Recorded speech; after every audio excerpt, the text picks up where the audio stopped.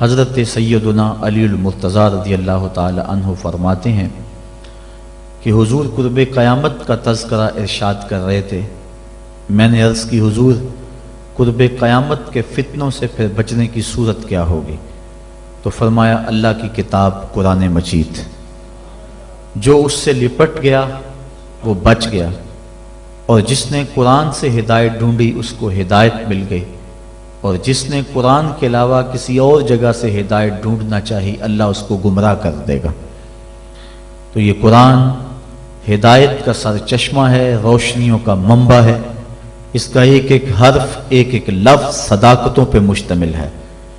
دنیا کی کوئی کتاب ایسی نہیں جس کے بارے میں یہ دعویٰ کیا جا سکے کہ اس میں غلطی کا امکان نہیں۔ بڑے سے بڑا مصنف بھی کتاب لکھتا ہے تو اس کی ابتدائیے میں یا اس کے آخر میں یہ بات ضرور لکھتا ہے کہ میری کتاب میں کسی طرح کی کوئی غلطی پائیں تو مجھے مطلع کر دیں تاکہ آئندہ اس کی اصلاح کی جا سکے۔ لیکن قرآن وہ ہے کہ کھولو تو پہلی بات یہ ملے گی، ذالک الکتاب لا ریب فیہ، کوئی غلطی ہے تو بتاؤ، اس میں غلطی نام کی گنجائش تک نہیں۔ یہ صرف دعویٰ قرآن کا ہے، اور قرآن کے علاوہ کسی کتاب کے بارے میں آپ کو یہ دعویٰ نہیں ملے گا۔ حضرت امام شافعی رحمۃ اللہ تعالی علیہ نے ایک کتاب لکھی اور ایک شاگرد کو کہا کہ اس کو میرے سامنے پڑھو۔ جب اس نے پڑھا تو آپ اس کی کئی غلطیوں پر متنبہ ہوئے کہ اس لفظ کی بجائے یہ لفظ ہوتا تو کیا خوب تھا، اس حرف کی بجائے یہ حرف ہوتا تو کیا اچھا تھا۔ تغیر و تبدل کرتے رہے۔ اگلے دن فرمایا پھر پڑھو، اس نے پھر پڑھا، پھر نئی غلطیوں پر متنبہ ہوئے۔ اس طرح 70 مرتبہ وہ کتاب آپ کے سامنے پڑھی گئی، 70 مرتبہ اس کی غلطیوں پر مطلع ہوئے۔ پھر اس کے بعد فرمایا داہو، چھوڑ دو، شافی کی کتاب اس قابل نہیں ہے کہ اس میں غلطی کی گنجائش نہ رہے۔ یہ اعزاز صرف اللہ کی کتاب قرآن مجید کو حاصل ہے کہ اس میں غلطی کی گنجائش اور غلطی کا امکان موجود نہیں ہے۔ یہ صرف کتاب اللہ ہے قرآن مجید کہ جس میں غلطی کا امکان تک نہیں ہے۔ اور دنیا کے بڑے بڑے دانشور، دنیا کے بڑے بڑے ادیب، شاعر، ان کو بطور تحدی یہ کہا گیا اگر اس کتاب میں تم شک پاتے ہو جو ہم نے اپنے بندہ خاص پہ نازل کی تو اس کی مثل ایک صورت ہی لا کے دکھاؤ۔ تو پھر آج تک کوئی نہیں لا سکا، ممکن ہی نہیں ہے۔ ممکن ہوتا تو کوئی ضرور محنت کرتا۔ الاتقان فی علوم القرآن کے اندر امام سیوطی لکھتے ہیں اگر قرآن کی مثل لایا جانا ممکن ہوتا تو بدر اور احد کی لڑائیاں نہ ہوتی۔ سیدھی سی بات تھی کہ قرآن کی مثل لے آتے، لیکن قرآن کی مثل ممکن ہی نہیں۔ اگر کوئی نظم جوڑنے کی کوشش بھی کرے تو وہ بے تکے لفظ ہوں گے۔ قرآن کی معنویت اور قرآن کی عظمت کو کوئی چھو بھی نہیں سکتا۔ جس طرح کہ پچھلے دنوں کے اندر ڈاکٹر شروش نے الفرقان الحق کے نام سے 7 سال کی محنت سے ایک کتاب تیار کر کے دعویٰ کیا کہ میں نے قرآن کے مقابلے میں یہ کتاب لوگوں کو پیش کی ہے۔ یہودی لابی اس کتاب کے فروغ کے لیے کروڑوں ڈالر صرف کر رہی ہے۔ انٹرنیٹ پہ وہ کتاب آپ کو دستیاب ہوگی۔ میں نے بھی اس کی پہلی سورت جس کا نام اسے رکھا ہے سورۃ البسم اللہ، اس کو دیکھا ہے تو مجھے متنبی یاد آ گیا۔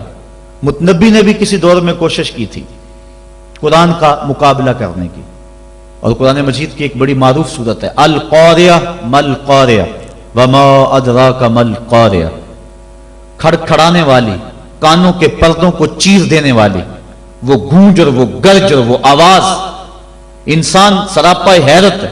پھر کہا مل قاریہ، وہ کڑک کیا ہے؟ انسان پھر بھی سر جھکائے ہوئے، سمجھ، ہوش، خرد، فہم و ادراک سے بالا ہے۔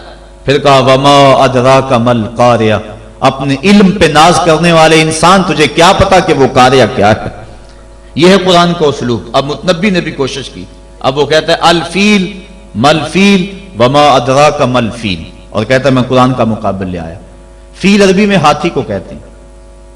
اب القاریہ ایک چیز رکھی گئی، کھڑکھڑانے والی، کانوں کے پردے کو چیر دینے والی۔ اب نہ اس کو کسی نے سنا، نہ اس کا کوئی تصور دماغ میں لا سکتا ہے۔ انسان حیرت میں ڈوب گیا۔ پھر دوسرا سوال اس کے اوپر وارد ہوتا ہے مل قاریہ، حیرت ختم نہیں ہوتی۔ پھر کہا وما ادراک مل قاریہ، اور پھر بتایا اس دن انسان پتنگوں کی طرح زمین پہ بکھرے ہوئے پڑے ہوں گے، کوئی کسی کا کوئی پرسان حال نہیں ہوگا۔ اللہ تعالیٰ پورے قہر و جلال میں ہوگا، اور اللہ تعالیٰ پوچھے گا این المتکبرون، تکبر کرنے والے کہاں ہیں؟ تو اس وقت کوئی سر نہیں اٹھا سکے گا. پھر اللہ فرمائے گا این الملوک، بادشاہ کہاں ہیں؟ تو کوئی سر نہیں اٹھائے گا. پھر کہے گا انا المالک، میں بادشاہ ہوں. تکبر مجھے زیبا ہے. تو وہ اس دن کا نقشہ کھینچا گیا ہے. تو القاریہ مل قاریہ وما ادراک مل قاریہ، یہ سوال در سوال ہوتا چلا جا رہا ہے. اب ذرا متنبی کی بے تکی بات دیکھیے. الفیل، فیل عربی میں ہاتھی کو کہتے ہیں.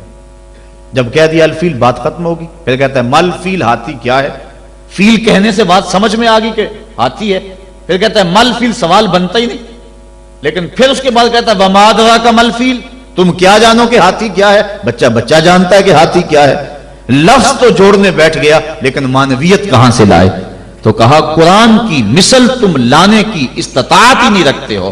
تیرے سامنے یوں دبے لچے فصحا عرب کے بڑے بڑے، کوئی جانے کے منہ میں زبان نہیں، نہیں نہیں جسم میں جان نہیں. 7 مہینے تک کعبے کی دیوار سے سورہ کوثر لٹکی رہی تھی، اور عرب کے بڑے بڑے شاعر اور ادیب اور قصیدہ نگار قرآن کی مثل لانے سے قاصر رہے.